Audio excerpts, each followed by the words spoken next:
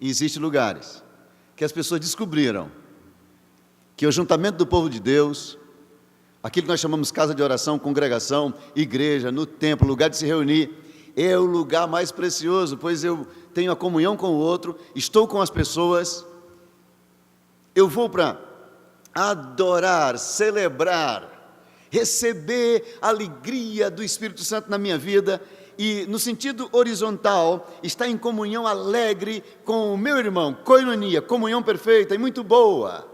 É o lugar de servir aos outros. Quando eu entendo dessa perspectiva, igreja se torna um lugar muito agradável e bom. Vamos ler um texto aqui para nós entendermos um pouquinho os dois tipos de pessoas que têm igreja. Dois tipos. E eu vou me aproveitar de uma biografia, para nós entendermos um pouco sobre isso. Eu vou ler o texto que está no primeiro livro dos Reis, capítulo 3. E eu quero ler a partir do versículo 5. E na montanha de Gibeão, apareceu o Senhor a Salomão de noite em sonhos e disse-lhe: pede o que queres que eu te dê.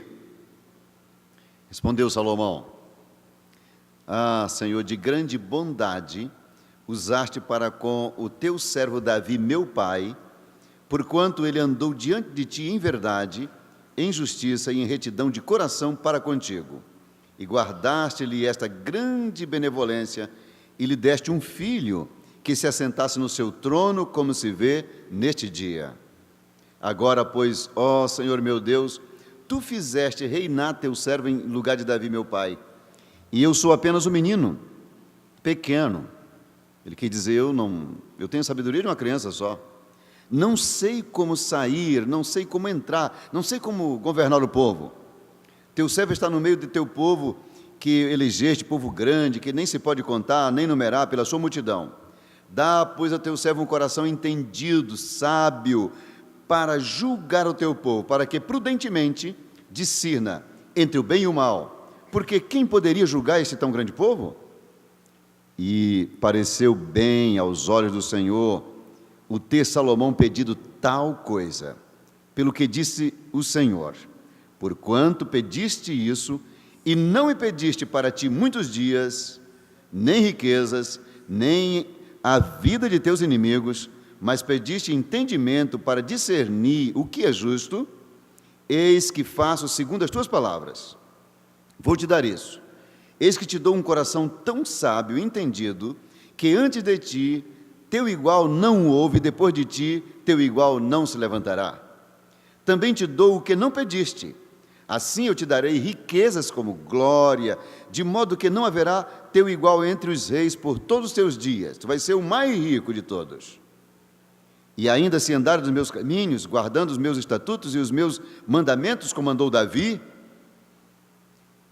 Então Salomão acordou, e eis que era um sonho. E voltando ele a Jerusalém, pôs-se diante da arca do pacto do Senhor, ele sacrificou holocaustos e preparou sacrifícios ao Deus, e deu um banquete também a todos os seus servos. E aí, quando ele se assentou no trono, os primeiros dias para começar a governar, veio um grande problema. Apareceram duas mulheres que se puseram diante do rei para julgar uma causa. E disse uma delas: meu senhor, eu e esta mulher moramos na mesma casa, e tive um filho, estando com ela naquela casa. Sucedeu que no terceiro dia, depois do meu parto, também essa mulher teve um filho. Nós estávamos juntas, nenhuma pessoa estranha estava conosco na casa, somente nós duas estávamos ali. E aí durante a noite morreu o filho desta mulher. Sabe por quê? Porque ela se deitou sobre ele e matou o menino. E ela se levantou no decorrer da noite, bem devagarinho, tirou do meu lado meu filho, enquanto a tua serva dormia, e pegou e deitou do ladinho dela, e o seu filho morto ela trouxe e colocou do meu lado. Quando me levantei pela manhã, cedo, para dar de mamar a meu filho, eis que estava morto. Mas, atentando direitinho e para ele, à luz do dia, eis que não era o filho que nascera de mim. Então disse a outra mulher: Rei, ó rei meu senhor, não, ela está mentindo. Não, o vivo é meu filho e o morto é o dela. Replicou a primeira: Não, rei, o morto é o teu filho e o meu filho é o que está vivo. Assim falaram perante Salomão. Então disse o rei: Esta aqui está dizendo que o filho é dela, e a outra diz que é dela. Então me traga aqui uma espada. Trouxeram uma espada diante dele. E o rei disse para os soldados que estavam ali do lado oficial: Divida o menino bem no meio, parta no meio, dá metade para uma, metade para outra. Mas a mulher, que de fato era a mãe, que tinha dado à luz aquele filho vivo, disse: meu senhor, não, dá-lhe o menino vivo para ela, e de modo nenhum mateis. A outra, porém, disse: Não será meu nem teu, pode matar. Respondeu então o rei e disse: Dai a primeira o menino vivo, e de modo nenhum mateis. Ela é a mãe do menino. Essa que disse que é para o menino ficar vivo é a mãe do menino. E todo Israel ouviu a sentença que o rei tinha proferido e temeu ao rei, porque viu que havia nele a sabedoria de Deus para fazer justiça. Querida igreja, aqui tem uma história muito linda. Primeiro que o exemplo de Salomão. Salomão foi um príncipe bem anônimo, muito pouco destacado entre os príncipes filhos de Davi. Davi teve outros filhos antes dele, como Adonias, Absalão e outros filhos, vários príncipes. Este rapaz nasceu de Batseba, aquela mulher que ele tomara de Urias, cujo episódio todos conhecem. Ela teve um filho que morreu, depois nasceu Salomão, e a este Deus disse que seria o sucessor de seu pai. Ele inclusive não foi criado nem no palácio. Está escrito no livro das Crônicas que quando nasceu Salomão, deve ter desmamado e já um garotinho lá, 8 anos, 10 anos, está escrito na palavra que ele entregou a Natã, o profeta. Natã foi que instruiu o menino, que praticamente criou o menino. Era o período áureo das guerras, das conquistas de Davi, e Davi entregou este garoto para Natã cuidar. Dizia, ele entregou a Natã, e Natã colocou o nome dele de Jedidias, que significa amado do Senhor. Ele ficou praticamente, claro que ele vinha ao palácio, voltava, estava sempre com sua mãe, mas quem instruiu o menino foi o profeta Natã, uma espécie de preceptor que cuidou dele, que instruiu, o mentor foi Natã. Ele não aparece na literatura e na biografia de Davi de jeito nenhum até praticamente os seus 30 anos de idade, não aparece. Ele é um cara quietinho, educado, na dele. Os outros príncipes, tem muitos acontecimentos que ocorreram, dos outros príncipes, filho de Davi. Ele você não escuta falar. E então, quando Davi ficou velhinho, um dos príncipes quis logo, o pai ainda estava na cama, o cara já quis ir para tomar o trono, que foi Adonias.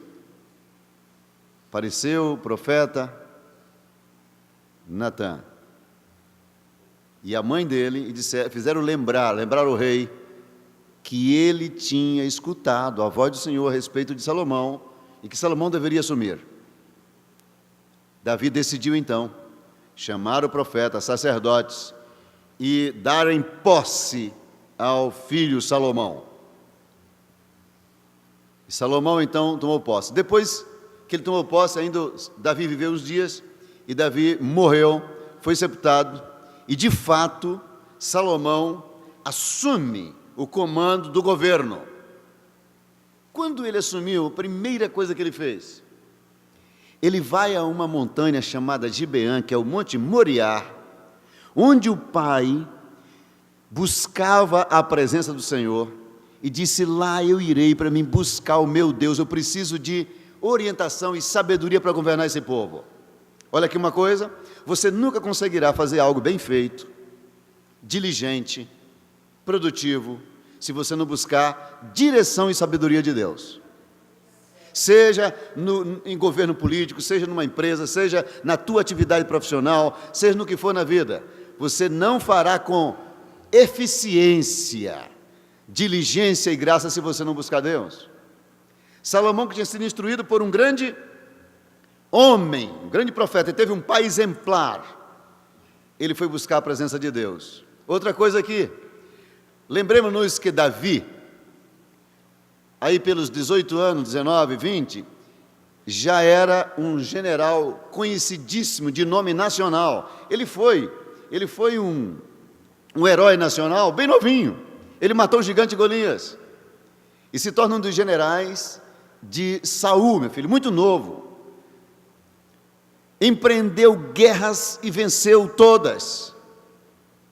E quando ele assume o governo, aos 30 anos, ele já era um homem renomado e tem 40 anos de governo, com muita capacidade. Ele era uma águia para compreender tudo, o grande Davi. Ora, Salomão assume no seu lugar e diz: e agora o que eu vou fazer? O que eu vou fazer? Ele foi buscar a presença do Senhor, vai à montanha de Gibeão e diz: Senhor, eu preciso de Ti. Os textos correlatos informam que passou lá 7 dias, 8 dias, buscando o Senhor. No final daquela semana, provavelmente em jejum, buscando a Deus, oferecendo sacrifício ao Senhor, ele tem um sonho. E Deus apareceu para ele e disse: o que você quer? Pode pedir que eu te dou. E ele pediu sabedoria. O Senhor ficou muito contente com o que ele pediu e disse: além de sabedoria, eu te darei mais ainda. Vou te dar honra, riquezas e glória, como nunca ninguém teve. E aí Salomão volta para Jerusalém, cheio de satisfação, faz um banquete para todo mundo, em celebração, o que ele tinha recebido do Senhor. Aliás, deixa eu perguntar uma coisa para você. Quando você recebe a dádiva de Deus, você celebra com os outros? Tem gente que é mão de vaca miserável.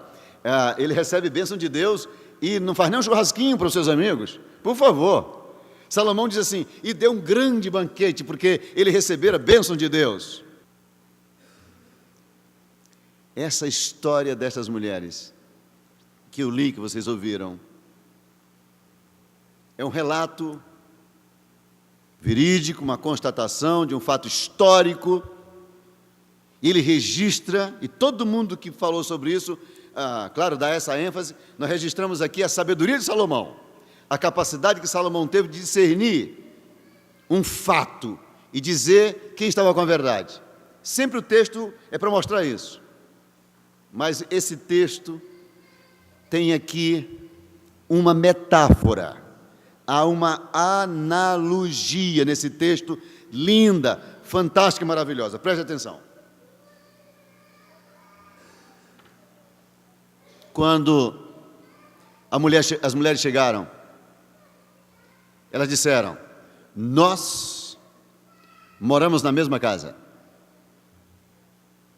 Percebam aqui que a palavra casa é uma analogia, é um símbolo da igreja. A igreja é chamada casa, casa de oração, casa do Senhor, templo do Senhor. Nós encontramos Paulo e Pedro, os dois dizem que nós formamos casa espiritual. Jesus mesmo é considerado como pedra de esquina, angular, que forma o edifício, Paulo diz. Então, essa metáfora corre na Bíblia como sendo a casa, uma ideia da igreja do Senhor.